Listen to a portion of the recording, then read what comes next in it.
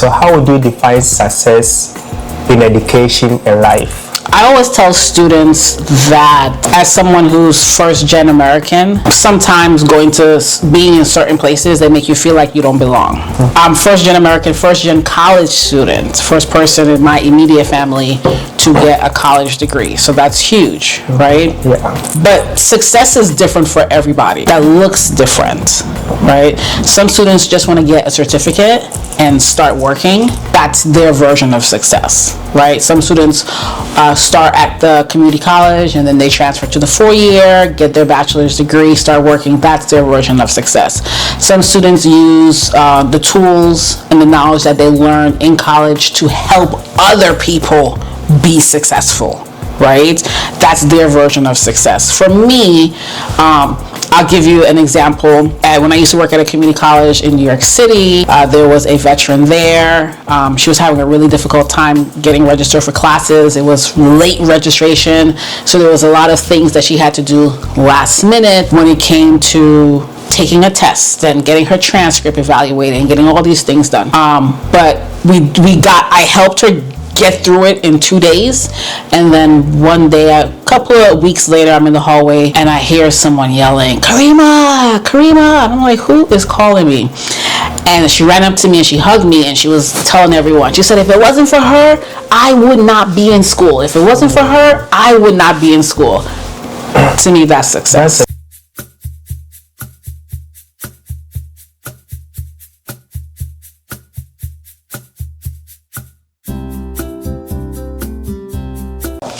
Hi everyone, it's your lovely boy Philant, and I welcome you back to today's episode 2 on Philant Kitchen. I would like to introduce my guest, Karima Gahagan. So stay with me and I will be right back after the commercial break.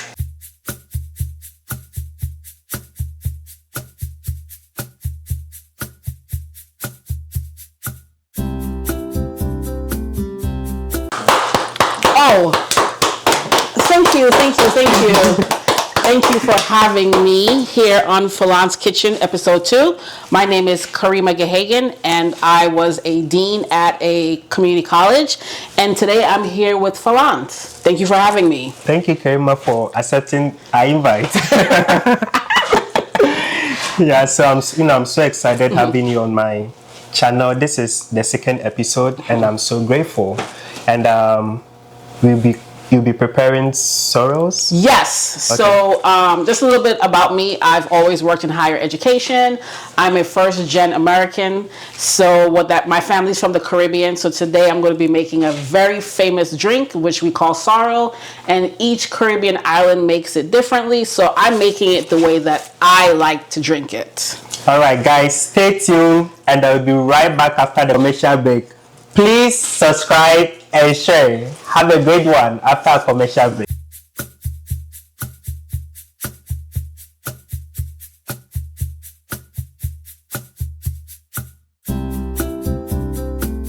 Hi, Karima. So I would want you to, go over the ingredients we have for today. Okay, so it's really simple. The main ingredient is the dried hibiscus. Mm-hmm. This is what this is. So this is a flower. I like to use cloves. So we got some cloves here. Okay. These are bay leaves, and this is ginger. Okay, but the main ingredients for any sorrel is the hibiscus leaf. Okay. So some people will use all ingredients. Some people will use a combination of this, and I've seen people use like cinnamon sticks or orange peels, right? So it really depends on the individual taste. Okay. But this is what I like to use to make it. No, can't wait to get the whole thing in my mouth. So I'm so ready for you. All right, Eastwood. So first thing is gloves. These are my gloves. Now, when people make sorrel, if you're in the Caribbean, you're fortunate enough to actually have the fresh sorrel. But here in America, we have to get the dried sorrel. So I have a bag of dried sorrel. So first thing we're gonna do. Now you said this is Caribbean way of making sorrel, right? Yes. Okay. Yes. And this is specifically my way of making sorrel. I don't want the other Caribbean people to come for me. Okay. This is my way of making it. Okay? Your own inventions. Yeah, okay. But the main ingredient is the sorrel, and most people put ginger in it. Okay. So we're gonna fill a pot with water. Okay. Let's get that small one there. Okay.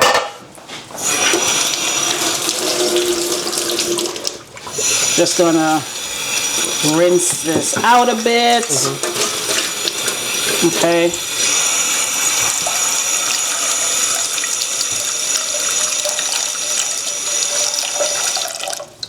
So like almost half full, right? It depends on how much you're making, right? Okay. So we're just gonna make a small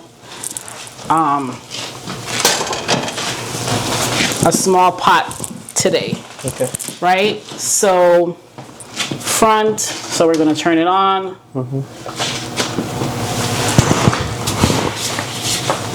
So let me ask, you know, we have a lot of beverages. Let me put it that way. We have a lot of beverages out there. So why did you choose sorrel, right? Sorrel? Okay.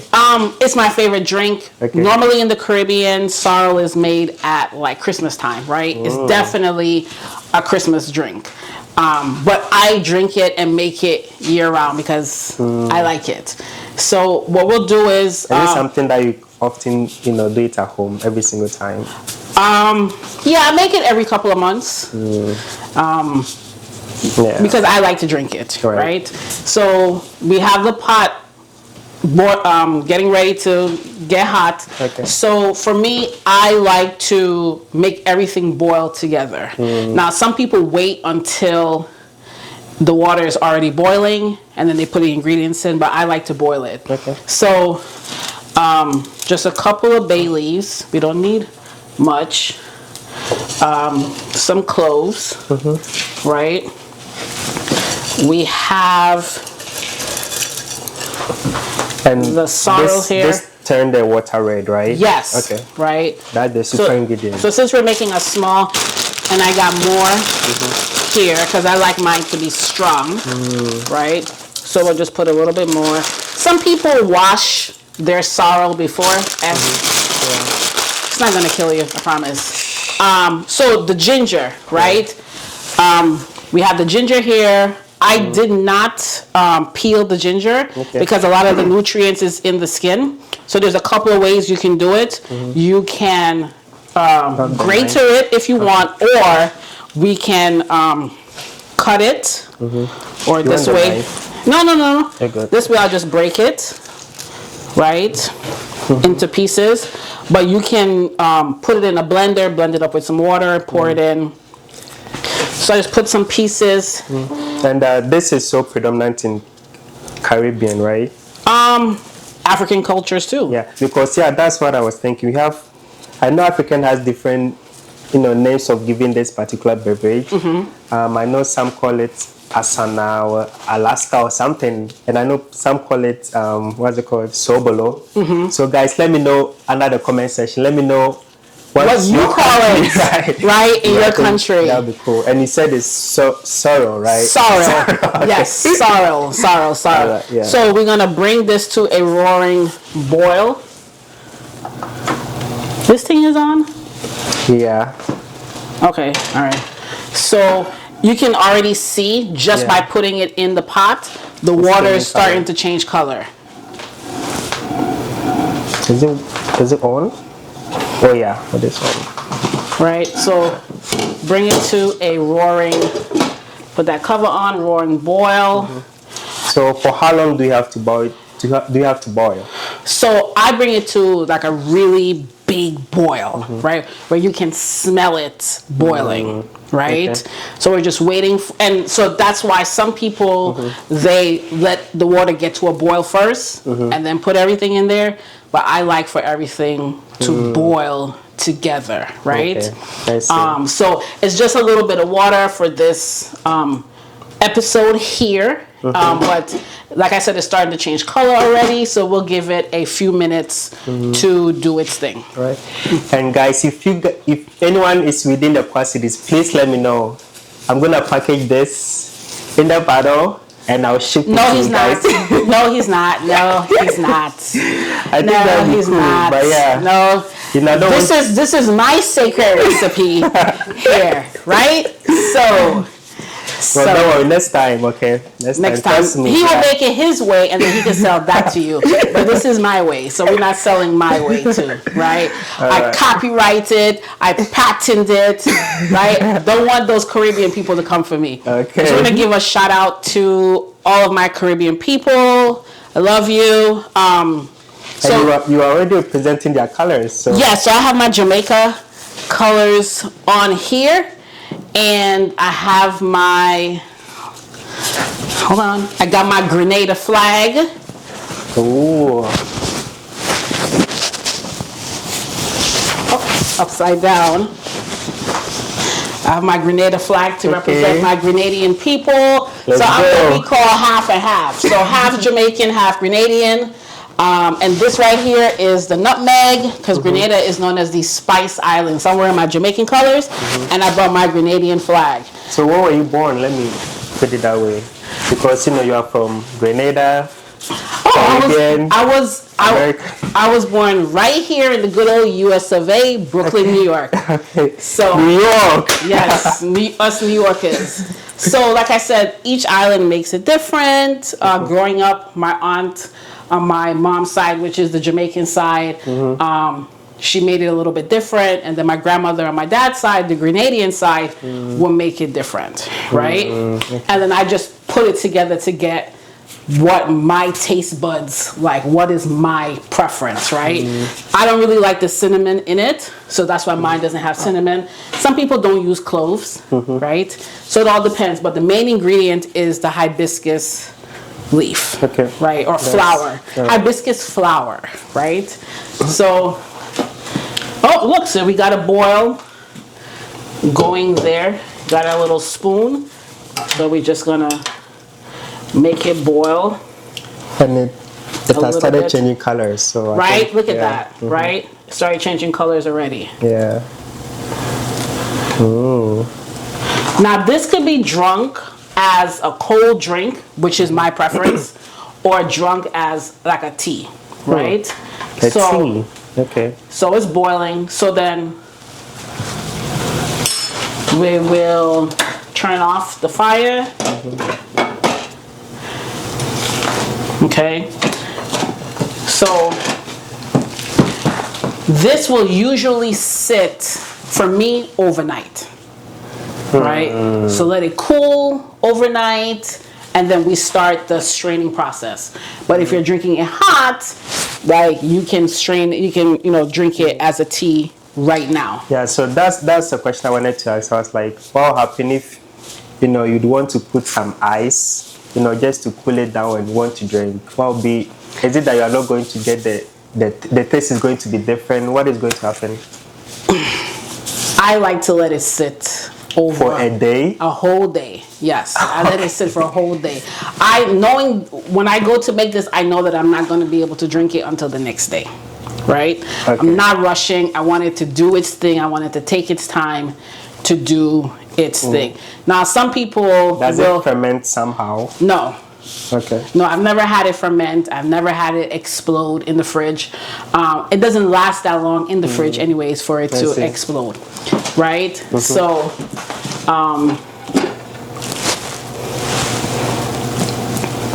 a day. Oh my gosh, I can't wait. So as you can see, and a day makes sure that it's doing its thing. The ginger gets to seep in. The bay leaf does its thing. The cloves does its thing. Just making sure that everything does its thing, right? So, but because of time, let me have it. You can't taste this. It's hot. Yeah. I'm like iron guy. I like hot stuff, Karima. Eastwood is something else. I like her stuff. So if you look, so remember the leaves were dry, right? But now, because it hit the water and it did a little boil, see how they've gone back, right? They're no longer dry or anything. So, I'm Caribbean, so you can't put your spoon in my pot, Okay. right? So, I'll do that, Okay. right? Watch that white sleeve you got on there. It's hot. It's hot. It's hot. Oh, it hasn't been sweetened yet. But You need the sugar. Some people use honey, but most people use sugar, white sugar, brown sugar. right. So my father is an African, right? So African parents, they don't really care if they are making a dish or making a drink, and let me just see how the taste look like, right? They don't really care. So what makes it so different as being a Caribbean, not putting like something in a pot, because everyone is different. Maybe there is witchcraft all over, like No. It's a high. You mean why I didn't allow you to put your spoon to in? put my Okay, spoon. so right. So it's cross contamination, right? Okay. So like most Even Caribbean. even if the spoon is new or it's Yeah, because you don't need to put your spoon in my pot, okay. right? So like most Caribbean people, what we do, they'll do this, and then they'll pour it in their hands, and then they'll taste it, right? So that way, there's no cross contamination. Okay. Even though your spoon with a plastic spoon, I don't want your spoon in my pot. Let's go. So Okay. we're gonna try and strain this Okay. while it's hot. But ideally, it has to sit here for like a whole day. Before. I make it sit for a day. For a Some day. people, like you, I guess, can't wait. So everyone is different. Everyone is different. Yes, I make it sit for a day. So now we need another pot, right? So we have to strain it into something else. So this pot, and that's me. I will rinse it out. That's Caribbean way, huh? Okay, so. And what we need is,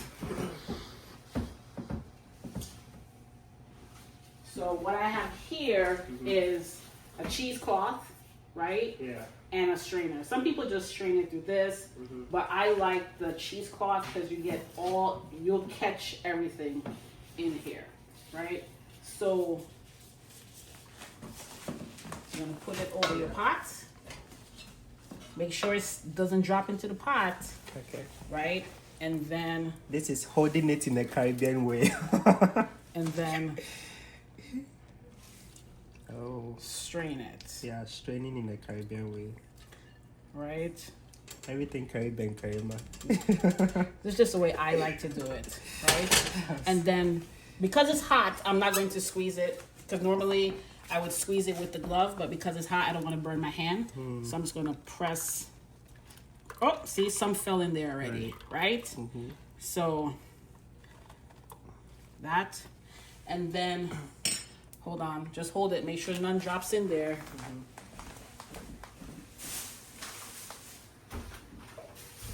And then you're just going to take the trash and just toss it in.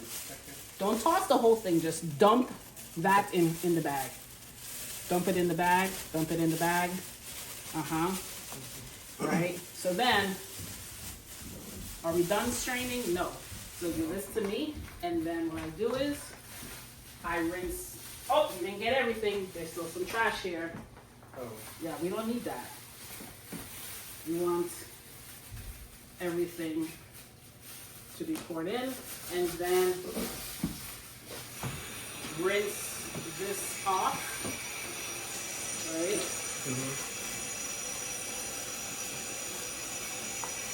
Best you can.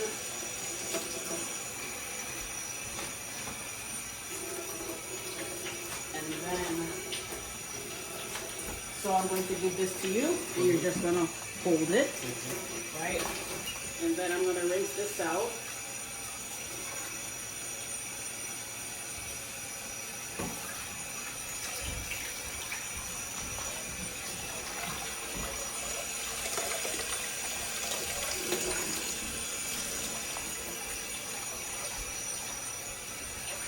So we want to get all of the impurities out, right? Okay. And then put that over here. Nope, don't let it fall in, right? And then we're going to strain it again.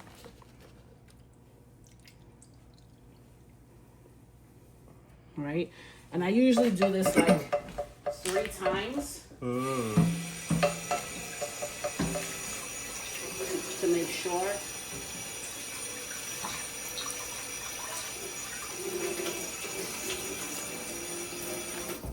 I get everything, but you can look at the strainer, right?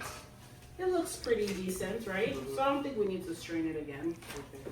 So Karima, did you go to, your college and university in America? Since you're from, Caribbean and Eastwood. the other school. I'm American. I mean, okay. I went to college in America. Like you were born and you grew up here, right? I was born here. Yes, I grew up here. I lived in Jamaica for a little bit as a child. I used to go there every summer. I went to Grenada. But no, born and bred. Right. So what do you think is so different in Jamaica that is not here in America? What is the difference? Because having been there, I mean, I've seen the same boats in Jamaica. So you're just talking about the Caribbean in general, right? The so culture, everything. How does it? I mean, each island has their own culture. Some of it's very similar. Some of it's very distinct. So, for example, sorrel is something that you'll find on most islands. They'll just call it something different, right? Yeah. So that's culturally similar. Some islands, depending on who they were colonized by, they speak English, or they speak Spanish, or they speak French, or they speak whatever their Creole, is. So in most islands, we call it patois. So Jamaica, they speak Jamaican patois. Grenadians will have a different type of patois. It's a mix of English, Spanish, French, but it's mostly English, right? Yeah. So. Yeah, I know for sure. I know you sing boats. I think I like a lot of their music. It's so good. Reggae music, yes. Yeah, reggae music. And it's an island, right? Yeah. So, I mean, lots of people go to the Caribbean for vacation and to have a good time. Yeah. So I can't compare it to America because it's two different things. It's so different. Right? There's this artist called, he came back from prison. Yeah, Vice Cartel. Oh my, he's so good. Yes, Vibes, yes, Vice Cartel and Ice Spice. Do you know Ice Spice? Of course I know Ice Spice. Oh my god. Now this needs to be sweetened. Yeah. Okay? And it's cold. It's getting cold. So. No, it's not getting cold. It's still not. hot. It's still hot. So you will sweeten this with whatever you like. Right? So like I said, some people use sugar, white sugar, brown sugar. Some people use honey. And then you could just leave it like that. Or you sweeten it and then you can put some liquor in there. Right? So rum I love it. is a favorite. Some people use wine. Right? Some people put brandy in it. It all depends on the person. Right? I usually keep it virgin, so there's no liquor. That way everyone in my household can drink it, right? So you'll just sweeten it however you like. We could put a little bit of sugar in there now. Usually I measure it with a measuring cup, right? But it's a small pot, so we'll just put just a little bit. I think that's enough. So someone may ask if, not everyone likes sugar, right? So if someone doesn't like sugar, can the person replace sugar with honey or something? Yeah. Okay. Right. Okay. So just sweet, just you're mixing it, right? What I like to do to mix it is like how we have the two pots here. Right. We're finished with this, I don't need any more sugar, is just kind of do that, right? And kind of do that. And this is just my thing, right? Okay. No copyright, guys. No, that's my thing. So I like to do it like this. And usually, like, this is a small batch. Usually I have like really big stock pots where it can weigh like 20 pounds. So where can you get an already made sorrel? So usually you'll I don't find think you it can get some at maybe not in the Quad Cities. Not in the Quad Cities, right? Usually you'll find it in a Caribbean store, right? So it could be a Caribbean supermarket or an already made one, right? already made, Okay. or a Caribbean restaurant. You can order it. So And maybe African store, maybe. maybe. Maybe. So the members of the Hispanic community, they call this Jamaica flowers, right?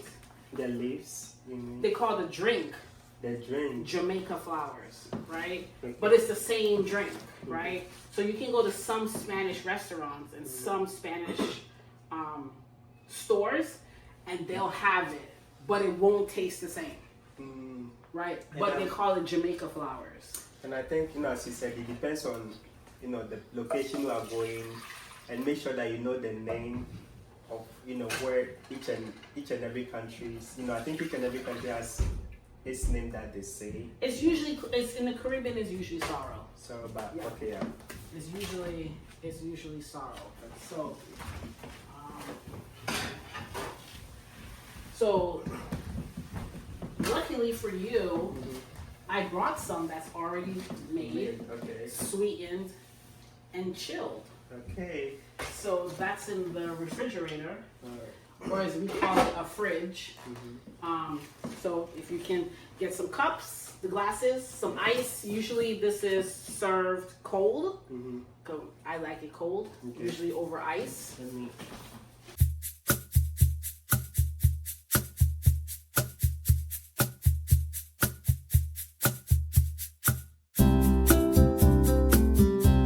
Okay, so we've chilled our sorrel, we've sweetened it, we've bottled it. And this is just a bottle of, that I had something in before and just washed out the bottle. I wasn't going to buy a new bottle, just reuse your bottles. So we have our ice here, our glasses, and now we're gonna pour the sorrel. So real simple, just, some people like it really cold.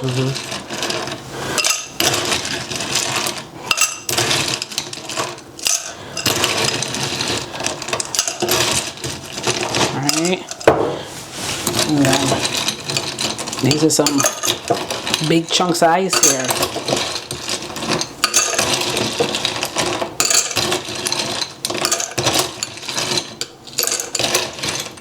And you said it previously, but I just wanted to rectify something. You said you can also make it hot if you want it to be. So depending on your preference. It depends on your preference, yeah. Okay. So we got our chilled sorrel here. Now I'm getting ready to pour.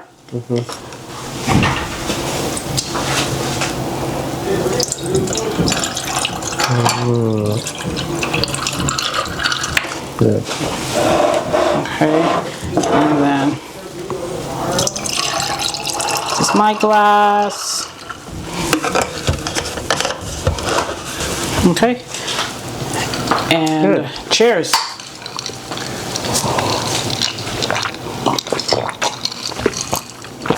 That's fire. Right? It's nice and refreshing, so lots good. Of ice. Yeah.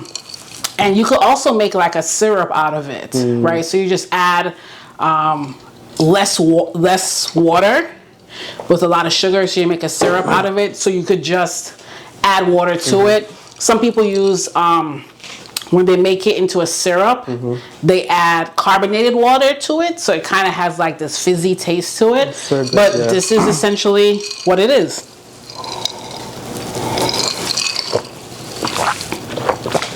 the non-alcoholic version of it. Normally, take a little Ray and Nephew Jamaican white rum and pour it in there. Or if you're from Grenada, you take some Clark's Court or some Rivers and you pour it in there, right? Yeah, it's so refreshing, and you can literally send it to every event, right? Like birthday parties. What's it called? Every event, right? But it's normally a holiday drink. Oh, okay. Right? Okay. But I like it. Like I said, I always try to have a bottle in the house. I make it, every couple of months. So it all depends, right? But this is definitely like a Caribbean drink. Right. Thank you so much, Karima, for this refreshing drink. Oh, my pleasure. Thank you for having me.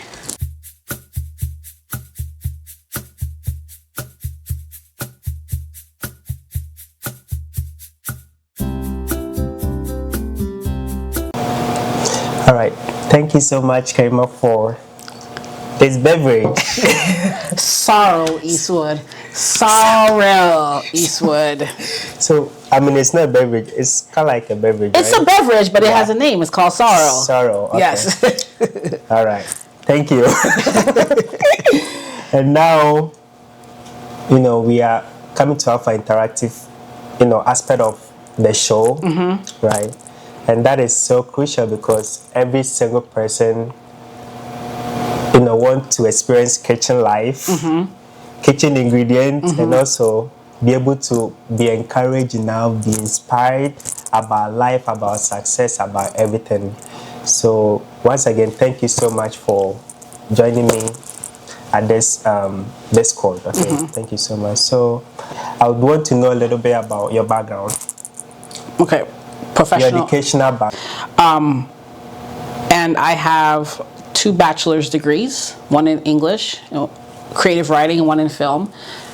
And then I have a master's degree in Asian studies, right? But I've only ever worked in higher education, right? And now I'm getting the degree in higher education. So I kind of did it backwards, right? I've never worked in the film industry. I wanted to write the great novel. That didn't happen. Try to get, a job in Asia. That didn't happen. Or international education is one of my passions. I used to work and study abroad for 2 years as an undergrad.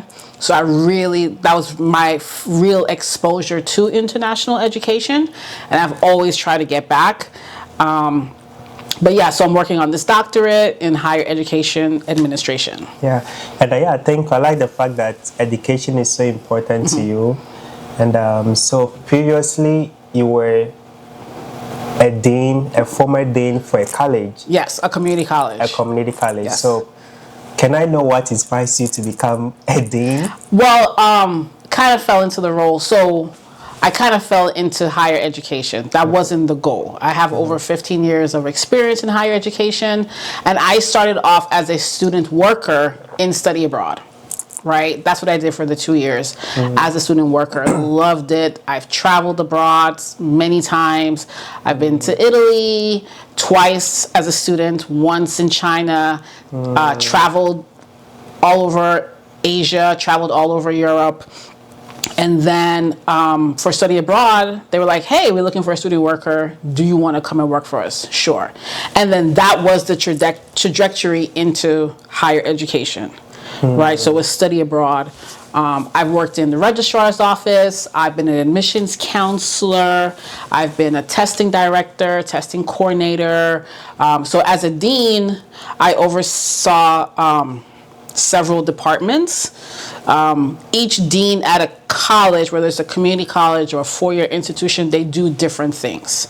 So I've been a dean of academic services. I've been a dean of enrollment management, and those are 2 separate things, right? And you've also worked very well with, high school students as part of your role.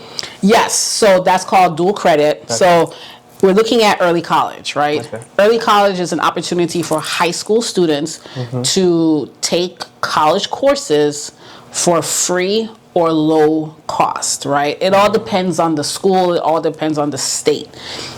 Each one is different in how they do things, right? So, but early college, has lots of different names. It's, you know, concurrent enrollment, dual credit, dual enrollment, AP classes, advanced placement classes. Those are all under the early college umbrella. So basically, you're a high school student and you could take college courses while you're still in high school, right? So like I said, it's different in different states. So some states, dual credit means that you are taking college credit, but you're also getting your high school credit for it at the same time. So you're not taking two separate classes. You're taking the one college class, but it counts for two things. It counts in high school, right? In high school, Okay. but so it counts for your high school, and it also counts for college, right? And then you have dual enrollment, where you're still a high school student, but that college course doesn't count for high school credits. It's only for college, right? So that's kind of like the baseline of what it is. Now, advanced placement is a course that's only in the high schools, and you take a test, and if you get a certain score on the test, then you get college credit for it. But you're not taking a college course. You're taking an advanced placement course, passing a test, and then getting the college credit. I see. So someone may ask, you know, you also spoke about getting funding for students, especially like, you know, high school students trying to navigate their way out, either to study in a college or go to university. So is this something that is difficult for students, that they can maybe sit on their own and just make a search about funding? Or So one of the good things about dual credit, depending on where you live, so for example, a couple of states, right, it's free for high school students, right? to come to college? To come to college. It's totally free, right? So, and then some states, they start as early as the 9th grade. So you're 15, taking college courses. So if you start early and it's free, technically, you can get an associate's degree by the time you graduate high school. Really? Yes. Right? My previous institution, we had students taking career and tech classes called CTE, and we had CNA, and we had welding. So those students will graduate with the CNA certificate and or the welding certificate before they even graduate from high school. So when they graduate high school, they can immediately go start working. Right? They actually would attend the college's graduation, like every other student that's graduating, right? So it all depends on how the state operates. Some states, like I said, it's free for the students. Some states, students would have to pay a fee. And then some states don't fund it at all, right? It all depends. So some students are paying nothing. Some students are paying a fee. So let's say tuition is $100 per credit hour. So a 3-credit course would be $300. But a dual credit student might pay $25 per credit hour. So their 3-credit course will cost $75 as opposed to $300. So dual credit students always are in the upper hands as compared to the regular students who haven't taken any, college classes or whatever. Yeah, there's benefit to dual credit. Yeah, right. There's benefit for dual credit. I see. So I always encourage high school students, particularly high school students from marginalized communities, to seek out dual credit early college opportunities. Right. So there is this question I would want to ask, and if you go to African countries, especially, let me say, I would generalize it, like every African country, especially in Ghana, which my father lived. So for me, I went to a high school in Ghana. It's called Opokwari School. It's one of the best schools you can ever go in Ghana, right? So there is one thing that I think is very different from, Africa to American style of education. So if someone goes to school and want to do maybe general arts, which is something related to law-ish, Okay. right? Wanted to study science. I mean, let me say, it ends there. There is nothing like, let me say, a career path that people are preparing you for a greater height. And if someone dreams of becoming a doctor or maybe a nurse or something, the person has to get a very good grades in his WASI, which is like end of the year exams that you have to write, and it proves that, hey, you are capable of going to a university, right? So if someone doesn't do very well in that high school exams, which is the WASI, it means that the person can become a doctor, or the person can pursue nursing or anything, or the person can pursue law, right? It's so different. So I remember in my final year, I was very sick, and then I couldn't do very well, and I had bad grades. So I wanted to pursue law, and for that reason I can. So community colleges are open enrollment. Okay. So what that means is anyone can go, right? You don't have to have any test scores. You don't have to be the best student. You can be the best student and still go to a community college. But it's open for every It's open for everybody, right? Now, the four-year institutions, some of them require a test and test scores in order for you to get in. So that's the SAT is the most popular, ACT is the most popular, and it's something similar based on your test score with other things, your grades, and you have to write essays and things like that. Then you can be admitted to a four-year. So that's the main difference, right? Community colleges are open enrollment. Community colleges are usually two-year institutions. Anyone can go. And then the four-year institutions have different admissions requirements. I see. So that's different. Yeah, it's Very different. Yeah. Oh my God. So how do you stay connected with students despite your busy administrative schedule? Well, I met you at the college, right? I tend to have my door is always open, right? I try to attend as many student events as possible.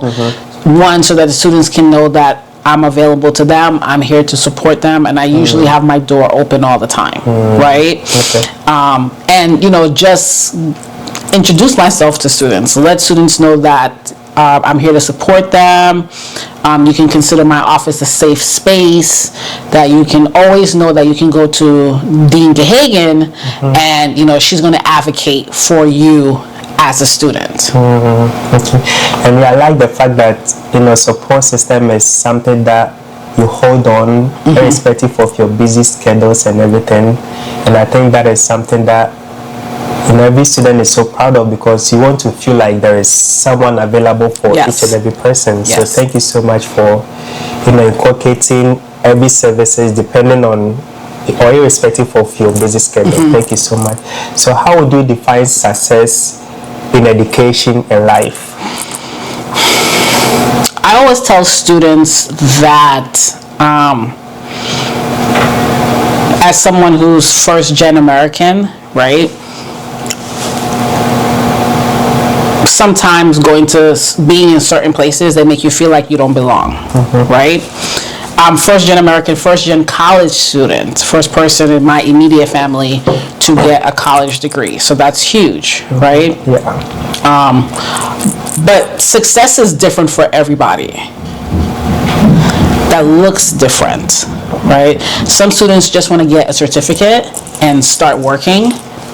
That's their version of success, right? Some students start at the community college and then they transfer to the four-year, get their bachelor's degree, start working. That's their version of success. Some students use the tools and the knowledge that they learn in college to help other people be successful, right? That's their version of success. For me, I'll give you an example. When I used to work at a community college in New York City, there was a veteran there.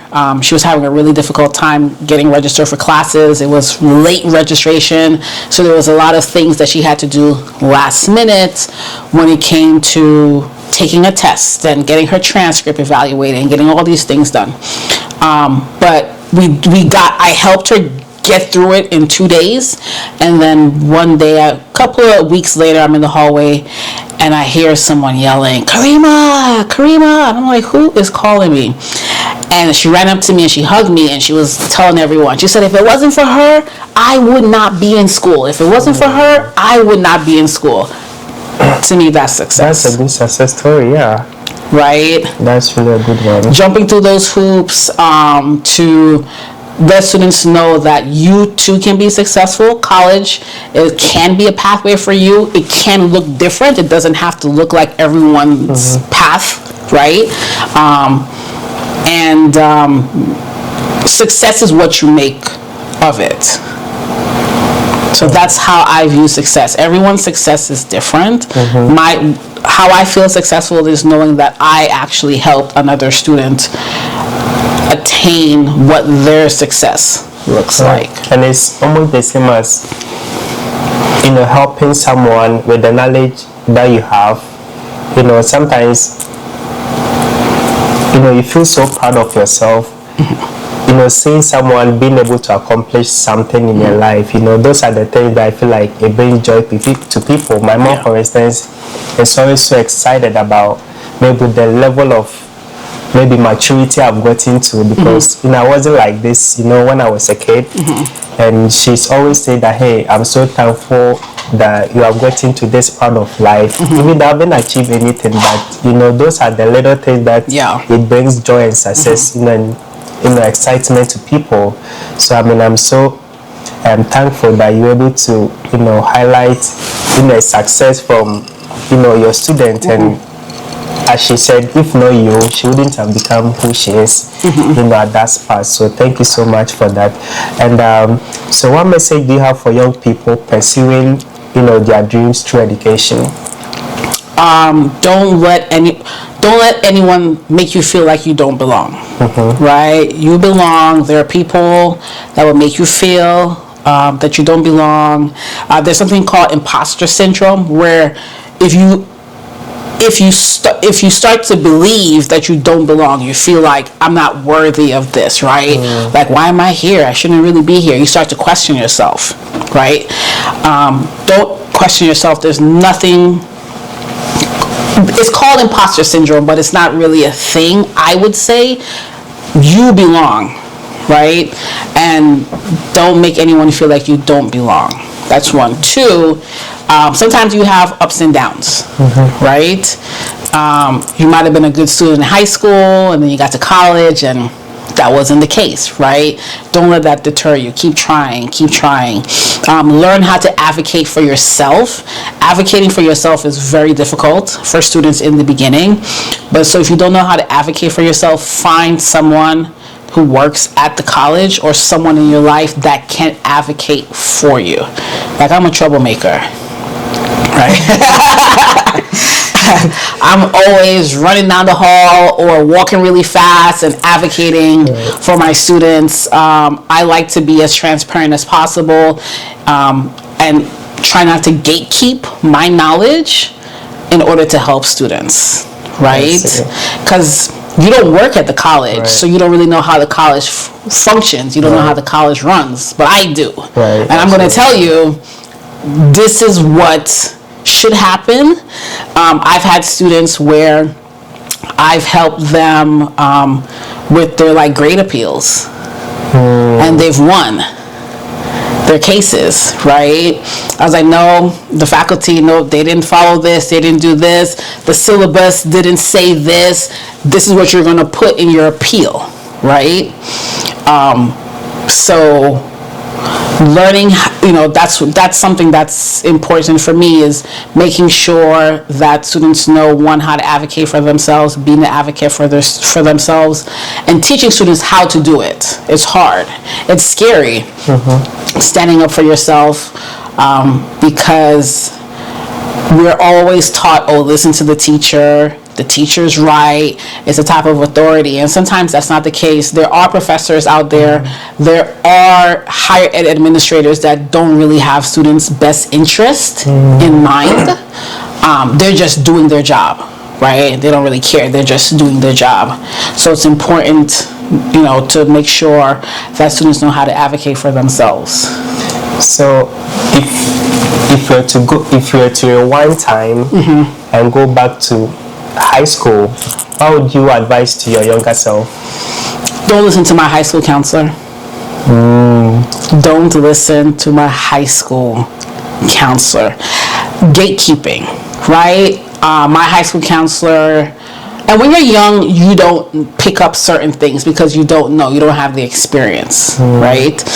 And my high school counselor, in my opinion, was terrible, right?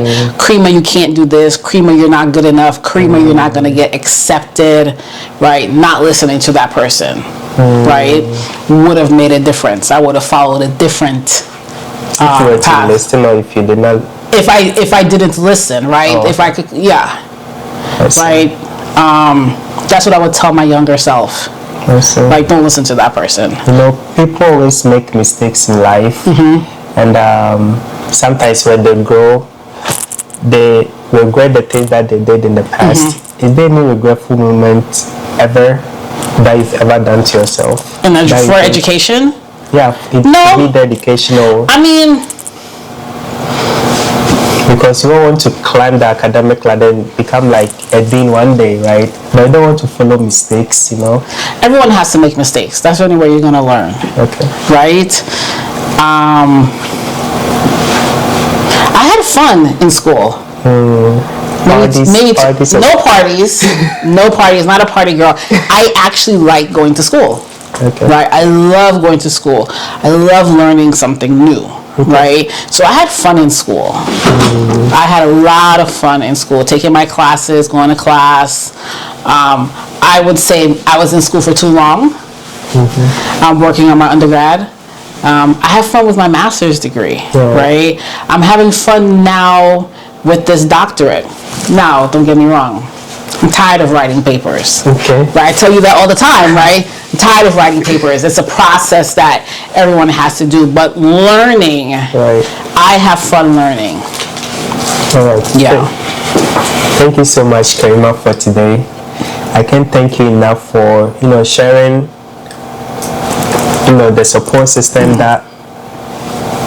and, sharing the support system, having been able to navigate your way out from, even high school, even up to this time, and also, advising our viewers, right? So thank you so much, Karima, for coming to the second episode of Philant's Kitchen. Thank you for having me. I can't thank you enough for this amazing drink. Cheers one more time. Thank you.